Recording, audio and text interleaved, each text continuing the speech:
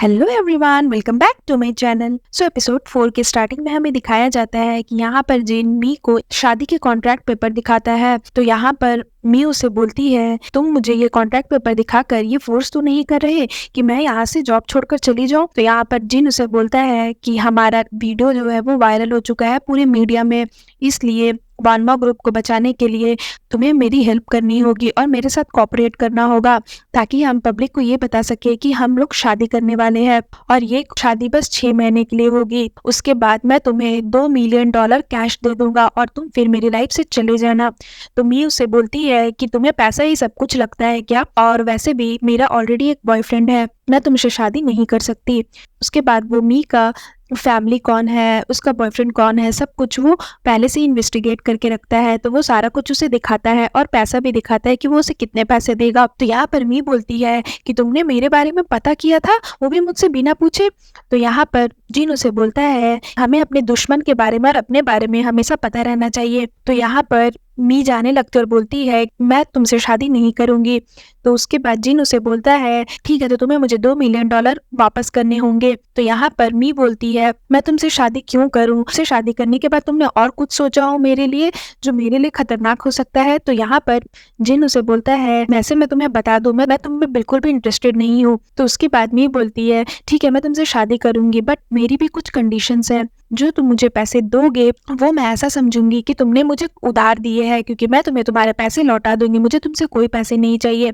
और contract period 6 महीने का नहीं होगा, 3 महीने का होना चाहिए। तो जिन उसे बोलता है ठीक है, मैं तुम्हारी ये शर्त मानता हूँ। उसके बाद यहाँ पर मी उस कॉन्ट्रैक्ट पेपर पर साइन कर देती है। तो जिन उसे बोलता है कि तुमने कॉन्ट्रैक्ट पेपर पढ़े बिना कैसे साइन कर दिया। तो मी उसे बोलती है कि तुम मुझे पैसे दे रहे हो इसलिए मैं तुम पे ट्रस्ट कर रही हूँ। उसके बाद वो उसे बोलती है आज का मेरा टास्क क्या है वो मुझे बता दो। तो जिन उसे बोलता है कि काम के बाद मेरे साथ मेरे घर चलना।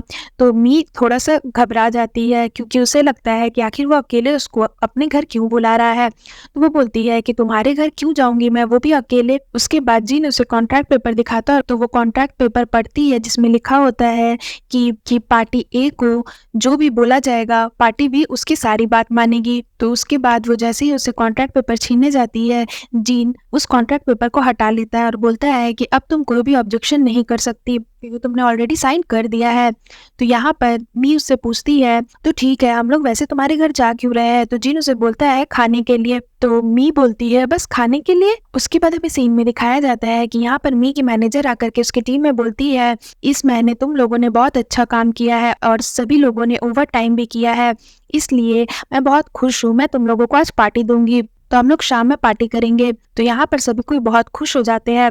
उसके बाद सभी कोई मी को बोलते हैं कि मी तुम्हें आज शाम की पार्टी में अपना इंट्रोडक्शन देना होगा और तुम्हें ये भी बताना होगा कि तुम्हारा और बॉस का क्या चल रहा है। और सभी कोई उसे जीन के नाम से चिढ़ाने लगते हैं। तो मी बोलती है कि नहीं नहीं, तुम लोग गलत सोच रही हो, हमारे बीच ऐसा कुछ भी नहीं है। उसके बाद यहाँ पर मी बोलती है कि सॉरी, मैं आज शाम की पार्टी में तुम लोग के साथ नहीं जा सकती।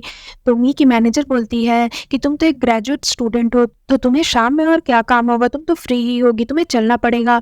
और वैसे भी तुम हमारे कंपनी में नहीं हो, तो तुम हमारा बात टाल नहीं सकती, तुम्हें जाना ही होगा। तभी वहां से जीन आता और बोलता है मी कहीं नहीं जाएगी शाम में, तुम लोग जाकर के पार्टी करो, मैं तुम लोगों के पैसे पे कर दूंगा। आज मेरे फैमिली में कुछ पार्टी होने वाली है, तो आज मी मेरे साथ मेरे घर जाएगी। तो यहाँ पर मी को बहुत एम्बैरेस फील होता है कि उसने सबके सामने इस तरह से बोल दिया। तो यहाँ पर मी जिन की केबिन आती है और बोलती है कि हमने अभी तक ऑफिशियल अनाउंसमेंट नहीं की और तुमने सबके सामने ये कैसी बातें बोल दी, अब मैं सबको क्या आंसर दूंगी। तो जिन उसे बोलता है कि जल्दी से ये कपड़े चेंज कर लो, हम लोग मेरी दादी से मिलने जाने वाले हैं। उसके बाद हमें सीन में दिखाया जाता है कि यहाँ पर मी जिन की दादी से जैसे ही मिलती है वो देख के शॉक्ड हो जाती है, और यहाँ पर जिन की दादी भी उसे देख के शॉक्ड हो जाती है और बोलती है अरे तुम यहाँ पर, और फिर दोनों हंसने लगते हैं और दोनों बहुत ज्यादा खुश हो जाते हैं। यहाँ पर जिन सोचता है कि आखिर ये चल क्या रहा है, क्योंकि दोनों एक दूसरे को पहले से ही जानते थे, जैसा कि मैंने आपको पिछले एपिसोड में बताया था। यहाँ पर जिन की दादी बोलती है कि मैंने ये एक्सपेक्ट नहीं किया था कि तुम मुझे मिलोगी दोबारा। तो मी बोलती है कि दादी मैंने भी ये नहीं सोचा था कि प्रेसिडेंट आपके ग्रैंडसन होंगे। प्रेसिडेंट मतलब जीन को बोलती है वो। तो यहाँ पर जीन की दादी बोलती है घर में इसे प्रेसिडेंट मत बोला करो, इसके नाम से ही इसे बुलाया करो। तो जीन बोलता है कि दादी इसे आदत हो गई है, रहने दीजिए। उसके बाद जीन बोलता है कि अभी तक हमने ऑफिशियल अनाउंसमेंट नहीं किया है, इसलिए अभी ये मुझे मेरे नाम से नहीं बुला सकती। उसके बाद जीन की दादी बोलती है कि वैसे तुमने कल बोला था कि तुम जॉब छोड़ने वाली हो, क्या जीन तुम्हें परेशान कर रहा है कंपनी में? तुम मुझे बताओ, अगर ऐसा कुछ है तो मैं तुम्हें सपोर्ट करूंगी। तो मी बोलती है कि नहीं नहीं ऐसा कुछ नहीं है, और फिर वो ताने मारकर बोलती है कि आपका ग्रैंडसन तो बहुत ही अच्छा है, ये मुझे बहुत ही अच्छे से ट्रीट करता है। ऐसे वो मुंह बनाकर बोलती है, बस ये है कि ये मुझे कुछ ज्यादा ही काम दे देते हैं। तो जीन की दादी बोलती है तुम मी से क्यों इतना ज्यादा काम करवाते हो ऑफिस में? उसके बाद जीन की दादी बोलती है कि तुम्हें मी को बहुत अच्छे से ट्रीट करना होगा, अगर ये काम के बाद ज्यादा थक जाती है तो तुम्हें इससे बैक मसाज देना होगा और इसकी सेवा करनी होगी, समझे तुम? और उसके बाद इसने अगर तुम्हारी कंप्लेन मुझसे की तो मैं तुम्हें पनिश करूंगी। उसके बाद यहाँ पर जीन बोलता है कि हमारी घर की मेड तो है ही ना, वो इसका ख्याल रख लेगी। तो जीन की दादी बोलती है कि नहीं, तुम लोग दोनों एक दूसरे का ख्याल रखोगे तो तुम लोग दोनों और करीब आते जाओगे। तो यहाँ पर मी बोलती है कहीं प्रेसिडेंट मेरा ख्याल रखते रखते गुस्सा हो गए तो, और ये सब चीज वो ताने मार कर बोलती है। तो यहाँ पर जीन बोलता है कि दादी माँ, मैं आपका ग्रैंडसन हूँ, बट आप तो मुझे उस तरह से ट्रीट ही नहीं कर रही हो।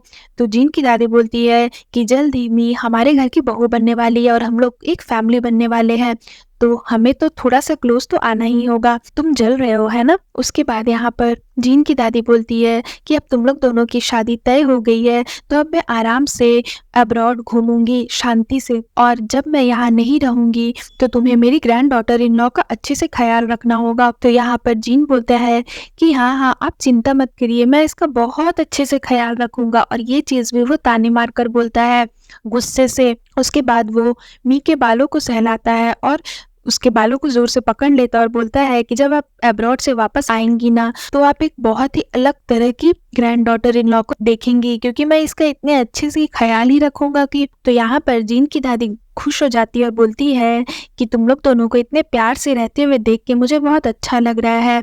अब मैंने डिसाइड कर लिया है, आज से मी हमारे साथ इसी घर में रहेंगी। तो ये सुनकर मी और जीन दोनों शॉक्ड हो जाते हैं और फिर सीन यहाँ पर खत्म हो जाता है।